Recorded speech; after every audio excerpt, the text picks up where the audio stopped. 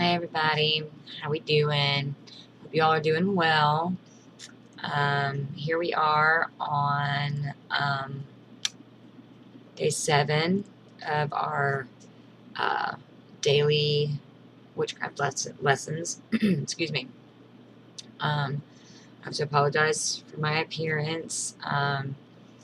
All the videos prior to this, I look exactly the same shirt, everything.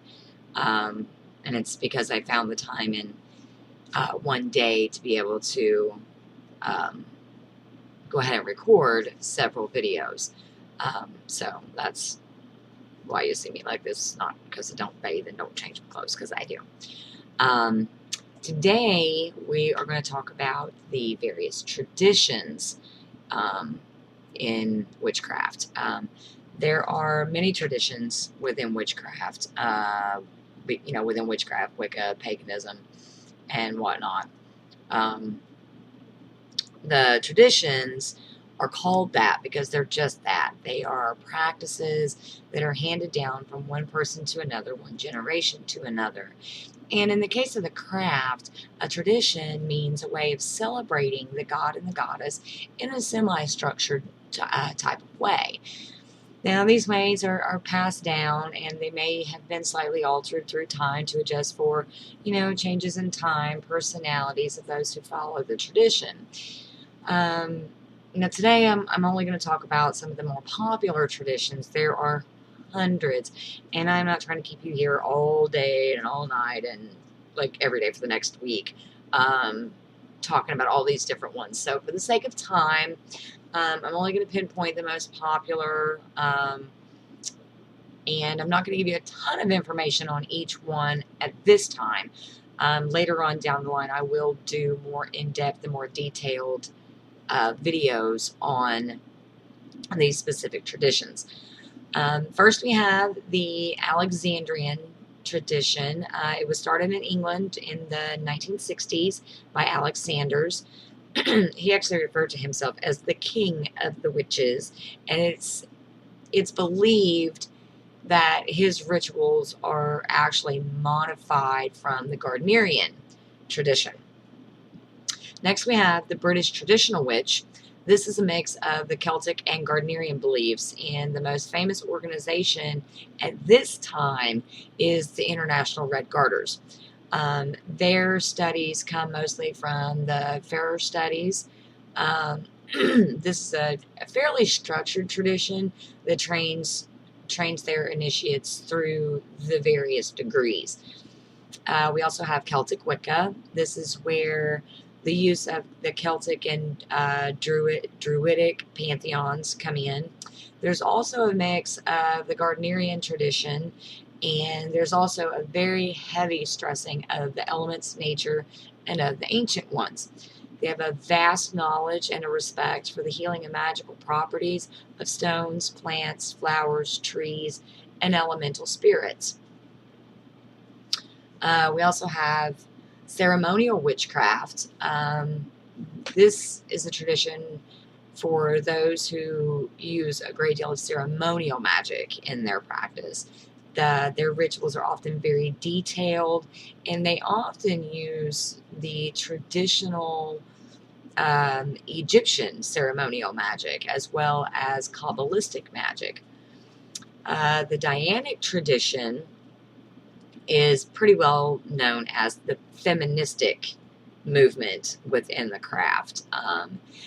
The Dianic tradition is almost exclusively women.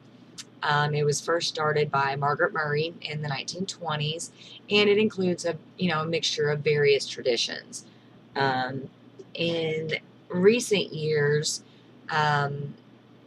the main focus, the primary focus in the Dianic tradition is on the goddess. Then you have eclectic witchcraft. Basically, these are the witches that don't follow any particular tradition. They will pick and choose from each various tradition, and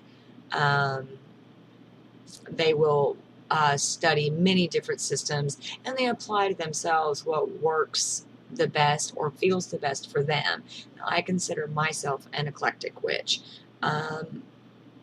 Just like I don't consider myself Wiccan, I'm pagan. There's a difference. And I'll give you a real brief analogy. With Christianity, you have a tree, okay? And the tree itself is Christianity. Then you have all the branches. You have the Catholicism, Episcopalian, the Baptist, the Methodist, the Mormons. Those are all branches, okay? And then with paganism, again, you have a tree. And the tree itself is paganism. And then you have all your different branches, which would be your traditions, your along with your Wiccans, your Druids, your shamans, and people of that nature. So that's why I consider myself an eclectic pagan witch. I'm not Wiccan. Wicca has too much dogma for me. I don't like being told what I have to do, and I want to do it my way. I want to do what works best for me, not what works best for someone else. There's the Gardnerian tradition. It was started by Gerald Gardner back in the 50s in England. And he was so determined and so hell-bent that the ways of the old days, the witchcraft wouldn't die out, that he actually took the risk and published about it through the media outlets in his day and time. Now, typically, those who follow the Gardnerian and the Alexandrian tradition are very hush-hush and very secretive about their practices. So if you are lucky enough to get invited to one of their ritual events, don't expect them to just open up and just start telling you absolutely everything about how they do stuff. They're very, very, very secretive. You also have hereditary witchcraft. And this is for those who can trace the practice of the craft through their family tree, down their genealogical lines, and it's someone who has been taught the old religion by a living relative. Channeling a relative doesn't count. You have to actually be taught by someone that is practicing, that is an actual relative. Now, there's been a lot of debate on how far you have to trace your genealogy and your family tree to be considered a hereditary witch. Some people will say it's got to go back so many generations. Some people only say just 2 generations. It's all up for debate. We have the kitchen witch, and it's not a term you really hear a lot, although nowadays it's really starting to come up more and more often. I think as the other older traditions start to not necessarily die out, but are just not as popular. The kitchen witch is a witch that practices her ritual by hearth and home. They deal with the practical side of religion. They deal with the practical side of magic, the earth, and the elements. We have Pictic witchcraft. That's Pictish. This is actually a Scottish form of witchcraft that attunes itself to all aspects of nature, animals, vegetable, and mineral. It is a solitary form of the craft and mainly magical in nature. There's actually very little religion to this particular tradition. And then we have the solitary witch. This describes any witch who practices alone. And by alone, I mean he or she does not belong to a coven. And you can belong to any tradition and still be a solitary practitioner.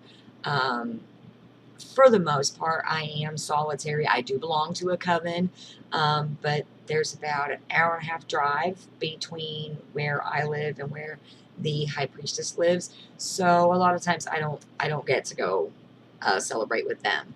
And for us, mostly it's just celebrating the Sabbats.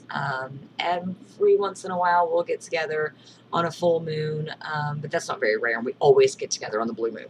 Always, always, always get together on the blue moon. So there is our brief look into a few of the traditions that you will find in witchcraft. Not necessarily Wicca. There is a difference. Just because you're Wiccan doesn't mean you're a witch. Just because you're a witch doesn't mean you're Wiccan. So that's something I just wanted to point out there.